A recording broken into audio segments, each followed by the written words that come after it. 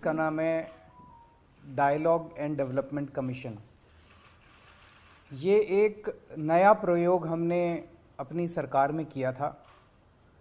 अक्सर सरकार चलाते टाइम हम लोग देखते हैं जितने भी ऑफिसर्स होते हैं, जितने भी मंत्री होते हैं, वो रोज़मर्रा की ज़िंदगी में, रोज़मर्रा के कामों में इतने ज़्यादा मशगूल होते हैं, इतने ज़्यादा मशगूल होते हैं कि अगर कोई नई योजना लेके आनी हो तो उसके बारे में उस पर पूरी रिसर्च करके, लोगों से बात करके, एक्सपर्ट्स से बात करके उस योजना को डिज़ाइन करने का अक्सर किसी के पास टाइम नहीं होता। इसी वजह से अधकच्ची योजनाएं बनाई जाती हैं सरकारों में, अधकच्ची योजनाएं लागू करते हैं और फिर वो योजनाएं फेल हो जाती हैं। उस कमी को पूरा करने के लिए हमने ये एक्सपेरिमेंट शुरू किया था। आज से 7 साल पहले DDC, dialogue and development commission का गठन किया गया, जिसका काम केवल और केवल ये था कि अगर सरकार में हमें कोई नई चीज़ करनी है, नई योजना लेके आनी है, नया प्रोजेक्ट लेके आना है, उस पे सारा सोचने का काम, उसको डिज़ाइन करने का काम, उस पे सलाह करने का काम डीडीसी करेगा। आज मैं समझता हूँ एक चीज़ जो देखने में आती है कि दिल्ली सरकार जितने काम करती है, दिल्ली सरकार जितनी योजनाएं चलाती हैं, वो अक्सर सफल होती हैं। बाकी सरकारों में देखा गया कि सरकारें योजनाएं तो बहुत अच्छी अच्छी लाती हैं, लेकिन वो सारी योजनाएं ज़मीन पे जाके फेल हो जाती हैं। दिल्ली सरकार में जो योजनाएं, हमारे प्रोजेक्ट्स जो बहुत ज़मीन पे जाके सफल होते हैं, उसका बहुत बड़ा श्रेय मैं डीडीसी को देना चाहता हूँ। उसका कारण ये है, 3 स्टेज पे डीडीसी काम करता है। पहली स्टेज उस योजना को और उस प्रोजेक्ट को अच्छे से डिज़ाइन करता है। एक तरफ एक्सपर्ट से बात करता है, दूसरी तरफ जितने स्टेक होल्डर्स हैं उनसे बात करता है और उनसे बात करके उस एक मजबूत योजना या मजबूत प्रोजेक्ट डिज़ाइन किया जाता है। दूसरा, जब उसे इम्प्लीमेंट किया जाता है तो उसके ऊपर नज़र रखता है डीडीसी, सही चल रहा है, सही नहीं चल रहा है। अक्सर सरकारों के पास टाइम नहीं होता, लागू कर दिया, डीएम को बोल दिया, डीसी को बोल, चल रहा है, उस पर सुपरविजन का टाइम नहीं होता, वो डीडीसी करता है। और तीसरी चीज़, जब इम्प्लीमेंटेशन चल रहा है उसमें अगर कुछ कमियां दिखाई देती हैं, उन कमियों के बेसिस पे उसको, प्रोजेक्ट को ठीक करते रहने का काम भी डीडीसी करता है ताकि वो सुचारू रूप से काम कर सके।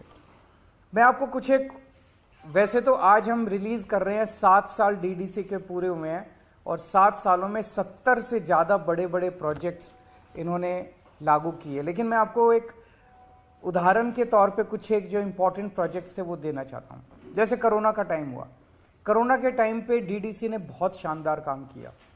मैंने जैस्मिन साहब को फ़ोन किया, जैस्मिन डीडीसी के वाइस चेयरमैन है। मैंने डीडीसी जैस्मिन को फ़ोन किया कि एक तरफ तो मजदूर लोग, बच्चे, युवा बेरोज़गार घूम रहे हैं, उनके पास रोज़गार नहीं है, और दूसरी तरफ बहुत सारी फैक्ट्रियां ऐसी हैं, बहुत सारे इस्टेब्लिशमेंट्स ऐसे हैं जो कि बंद हो रहे हैं क्योंकि उनके पास काम करने वाले नहीं हैं, वो रोज़गार देना चाहते हैं। तो इन दोनों की मैच मेकिंग कैसे की जाए, इस पे डीडीसी ने काम करके एक शानदार रोज़गार पोर्टल का तैयार किया और उस रोज़गार पोर्टल के ज़रिए 10 लाख से भी ज़्यादा, बहुत से भी कहीं ज़्यादा नौकरियां तैयार हुई। खूब सारे युवाओं को नौकरियां मिली और नौकरी देने वाले और नौकरी लेने वाले, इनका संगम जो है डीडीसी ने कराया। इसके बाद हमने कोरोना के टाइम में एक स्कीम निकाली थी कि कोरोना के टाइम पे लोगों की रोज़गार ख़त्म हो गए थे, घर में खाने को नहीं था, पैसे नहीं थे। सो हम ये चाहते थे कि कोई भी भूख से नहीं मरना चाहिए। तो एक तरफ वो लोग थे जिनको राशन मिल रहा था राशन की दुकानों पे, एक तरफ वो लोग थे जिनके पास राशन कार्ड नहीं था लेकिन गरीब थे, उन तक राशन पहुंचाने के लिए फ्री राशन देने की हमने योजना बनाई। अब इसमें बहुत चैलेंजेस थे। अगर हम कह देते भाई कोई भी जाके फ्री राशन ले लो, तो वहाँ तो भीड़ मच जाती, वहाँ पे तो मारकाट मच जाती, एक एक आदमी 10-10 बार भी ले सकता था। इन चीज़ों को टैकल करने के लिए ई कूपन का सिस्टम इजाद किया गया, जो पूरा डीडीसी ने बनाया और उसको मॉनिटर किया। कोरोना के वक्त में हमने देखा कैट्स की एम्बुलेंस जो थी, एक एक एम्बुलेंस 55 मिनट का उनका, आप अगर फ़ोन करो तो कम से कम 55 मिनट लगते थे उसको पहुंचने में। उसको पूरे को सिस्टम को रिडिज़ाइन किया इन्होंने, नई खूब सारी एम्बुलेंसेज इन्होंने प्रोक्योर की और उस 55 मिनट को ये 18 मिनट पे लेके आए, जो कि बहुत बड़ा योगदान था कोरोना के टाइम पे। आप लोग जानते हो door step delivery of services हमारा फ्लैगशिप प्रोग्राम है, जिसमें आप 1076 पे फ़ोन कीजिए, आपके घर आके काम करके जाती है सरकार। कोई कर्मचारी आपके घर आता है, आपका राशन कार्ड बनाना है, आपका कोई भी कनेक्शन लेना है, बिजली का, पानी का, घर आके करते हैं। ये पूरा का पूरा डिज़ाइन, इसका इम्प्लीमेंटेशन ये सारा डीडीसी ने करवाया।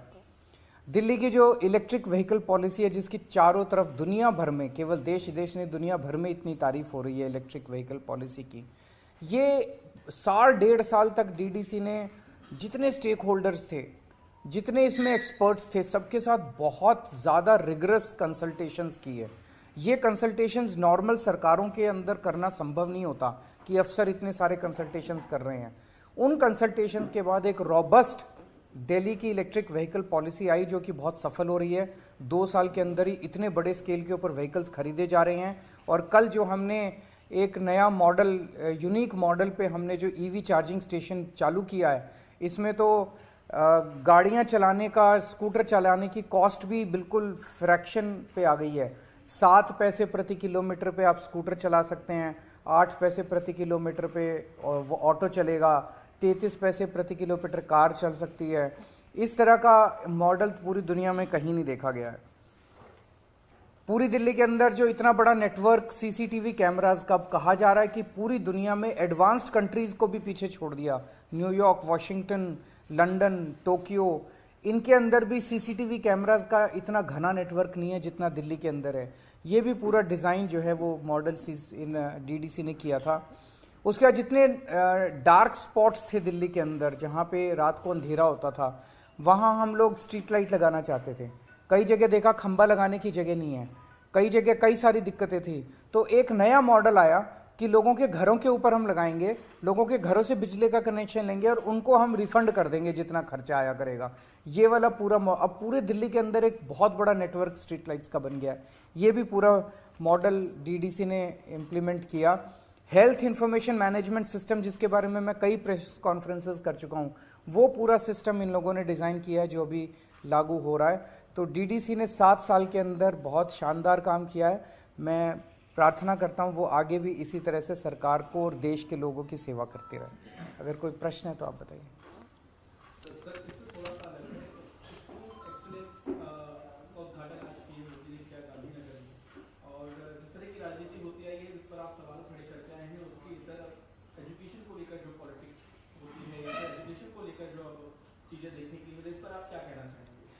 आज मैंने देखा प्रधानमंत्री जी एक स्कूल में गए, वो एक बच्चे के साथ क्लासरूम में बैठे, उन्होंने अपने भाषण में भी शिक्षा के ऊपर और सरकारी स्कूलों की दशा के ऊपर काफ़ी कुछ बोला। मैं बेहद प्रसन्न हूँ कि 75 साल के बाद ही सही, लेकिन सरकारी स्कूलों के, देश के सरकारी स्कूलों की हालत और गरीबों की शिक्षा जो है वो मेन स्ट्रीम राजनीति के अंदर चर्चा का विषय बनी है। मैं आम आदमी पार्टी की ये सबसे बड़ी अभी तक की उपलब्धि मानता हूँ कि आम आदमी पार्टी ने सारी पार्टियों को, सारे नेताओं को शिक्षा और स्कूल के ऊपर बात करने के लिए मजबूर किया है। 27 साल से भाजपा का शासन है गुजरात में, 27 साल से भाजपा सरकारी स्कूल ठीक नहीं कर पाई। दिल्ली के अंदर हमने मात्र 5 साल के अंदर सरकारी स्कूलों को शानदार बना दिया। तो हमें करना आता है और हम भी इसी देश के लोग हैं। तो आज मैं समझता हूं कि प्रधानमंत्री जी ने जो शिक्षा में इंटरेस्ट दिखाया, मैं उनसे हाथ जोड़ के निवेदन करना चाहता हूं कि सर, हमें स्कूल ठीक करने आते हैं, हमारे उपयोग कीजिए। हम अपने आप को ऑफर कर रहे हैं। पूरे देश के सारे स्कूलों को, 10 लाख सरकारी स्कूल हैं पूरे देश में, सारे स्कूलों को मात्र 5 साल के अंदर ठीक किया जा सकता है।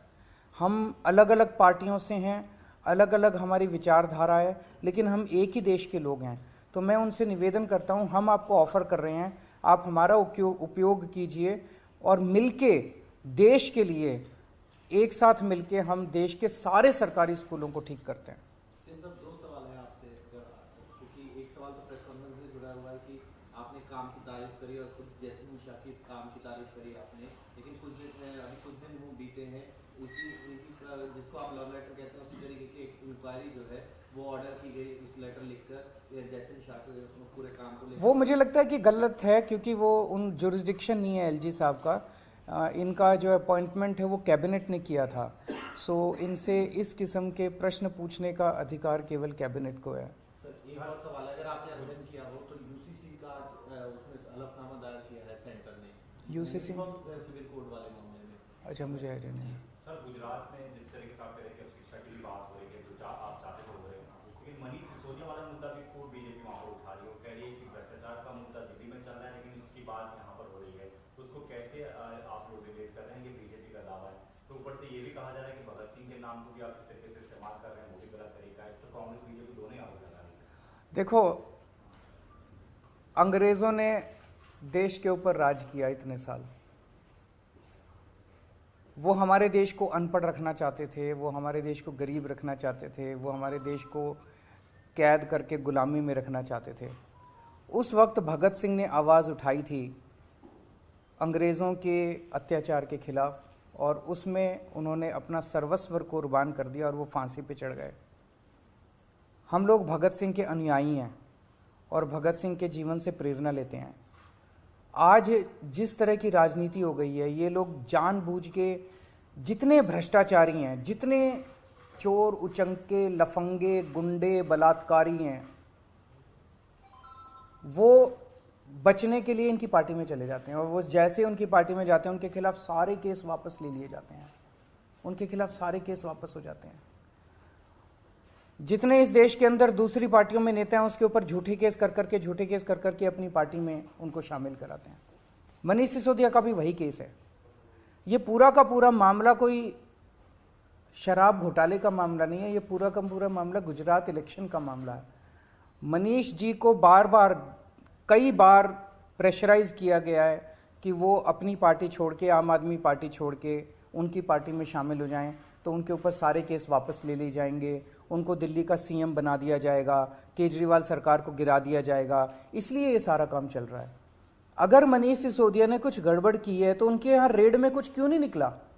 उनके यहाँ इतनी रेड हो गई, 14 घंटे रेड चली, 9 घंटे उस दिन इन्होंने परसों इंटेरोगेशन किया, 13 घंटे पहले उनके घर में उन्होंने इंटेरोगेशन किया था, उसमें कुछ नहीं निकला, बैंक लॉकर में कुछ नहीं निकला। फिर ये सीबीआई वाले उनके गांव गए, गांव में पता किया भी कोई ज़मीन खरीदी हो मनीष सिसोदिया ने, वो कुछ नहीं। उसके पल्ले फक्कड़ आदमी है, उसके पल्ले धेला है नहीं। कह रहे हैं इतना बड़ा घोटाला किया, घोटाले का पैसा कहाँ है? तो सब कुछ फर्जी है, सब कुछ फर्जी है। केवल और केवल प्रेशर बनाने के लिए मनीष सिसोदिया को, उसको कहा जा रहा है कि देखो सतिंदर जैन पे भी तो कोई केस नहीं है, वो भी तो झूठा केस है, उस पर 6 महीने हो गए जेल में। तो मनीष सिसोदिया जेल जाने से नहीं डरता, सतिंदर जैन जेल जाने से नहीं डरते। इसलिए हम कहते हैं कि ये आज के भगत सिंह हैं। वो भी दखल अंदाजी कर रहे हैं, ये तो सही नहीं है ना, ये तो जनतंत्र के खिलाफ है। ये पहली बार जनतंत्र के अंदर 70 साल में देखा जा रहा है कि किस तरह से उपराज्यपाल और राज्यपाल के जरिए ये लोग चुनी हुई सरकारों के अंदर इस तरह से, तो जनता चुन के आती है, जनता चाहती है भाई ये आदमी मेरा अनुयायी वो करे, मेरा नेता है और ये हमारा सॉल्व करे। ये उसको साइड करके सरकारों को और राज्यपाल के जरिए सरकारें चलाना चाहते हैं। ये तो जनतंत्र के संविधान के खिलाफ है। आप गुजरात हो गए हैं, अभी किस तरीके की प्रधानमंत्री नरेंद्र मोदी भी लगातार कैंपेन कर रहे हैं और आज भी उन्होंने बहुत सारी घोषणाएं की हैं, उन घोषणाओं को किस तरीके से देखते हैं? क्योंकि पीएनजी, मैं तो देखो बार बार गुजरात के लोगों को एक ही बात बोल रहा हूँ, ये लोग जाते हैं कहते हैं हमने 30,000 करोड़ का पैकेज दिया, 30,000 करोड़ का पैकेज दिया।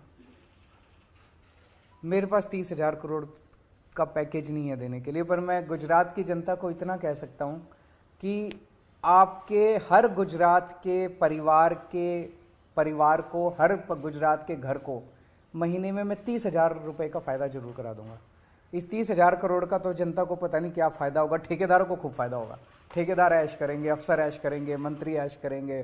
30,000 करोड़, 60,000 करोड़, उससे मंत्रियों को खूब ऐश होती है, ठेकेदारों की ऐश होती है। मैं हर परिवार का 30-30 हज़ार रुपये का फ़ायदा करा दूंगा, सबकी बिजली मुफ्त कर दूंगा, सबके बच्चों के लिए शानदार स्कूल बना दूंगा, अच्छी शिक्षा मिलेगी, फ्री शिक्षा मिलेगी, अच्छा सबके लिए दवाइयाँ इलाज फ्री कर दूंगा, हर महिला के अकाउंट में 1000-1000 रुपये डाल दूंगा, सबको मुफ्त में तीर्थ यात्रा करा दूंगा, हर परिवार का ख्याल रखूंगा मैं। सीएम साहब, आज देश की ग्रैंड ओल्ड पार्टी को नॉन गांधीयन प्रेसिडेंट मिला है, किस तरह से देखते हैं? बधाई हो खड़गे साहब को, और मैं उम्मीद करता हूं कि वो अपनी पार्टी को अच्छे से चलाएंगे।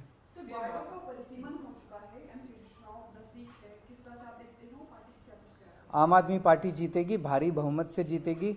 इन्होंने जब हमारे पंजाब के चुनाव के बाद चुनाव होने थे एमसीडी के, तो उस टाइम इनको लग रहा था कि ये वाइप आउट हो जाएंगे, इसलिए इन्होंने ये सारी नौटंकी की। आखिरी मोमेंट पे चुनाव कमिश्नर को इन्होंने चुनाव का ऐलान करने से रोका, फिर ये बिल लेके आए, तीनों एमसीडी को एक कर दिया। अब ये वार्ड परिसीमन जो किया है ये भी बिल्कुल गड़बड़ किया है। बता रहे हैं कि एक वार्ड में 90,000 लोग, एक वार्ड में 30,000 लोग, और पहले जहां बराबर बराबर भी थे वो भी जो मर्जी कर लेंगे, जो मर्जी कर लें। ऊपर वाला देख रहा है, इनके पाप का घड़ा भर चुका है, और जब ऊपर वाला अपनी झाड़ू चलाता है तो सारे, मैं कहता हूँ ना, ये कंस की औलाद है, ये सारे के सारे वाइप आउट हो जाएंगे, जो मर्जी कर लेंगे वाइप आउट होंगे। जनता आम आदमी पार्टी का साथ देगी। हैं? राजकुमार आनंद जी को नया मंत्री मैंने चिट्ठी भेज दी एलजी साहब को उस बारे में। Thank you.